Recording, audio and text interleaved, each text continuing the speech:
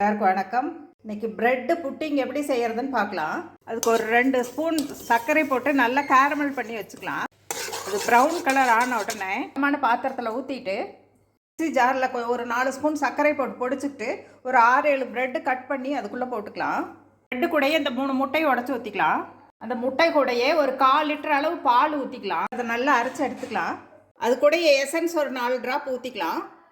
எசன்ஸை ஊற்றினொட்டி ஒரு ஓட்டிக்கிட்டு இப்போ அதை வடிச்சுக்கலாம். இட்லி சட்டியில் தண்ணி வச்சு கொதிச்ச உடனே இது மாதிரி மேலே வச்சு ஒரு 12 நிமிஷம் வேக வச்சு எடுத்துக்கலாம். 12 நிமிஷம் ஆயிடுச்சு. இப்படி கொஞ்சம் மேலே நல்லா உப்பி வரும்.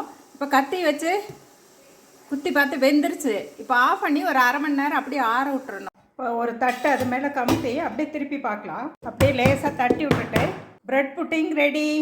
சூப்பராக அழகாக வந்திருக்குது. ரொம்ப சாஃப்டாகவும் இருக்குது. குழந்தைங்களுக்கெல்லாம் ரொம்ப பிடிக்கும். நம்மளும் சாப்பிடலாம். ரொம்ப ரொம்ப சூப்பராக இருக்குது. வணக்கம்.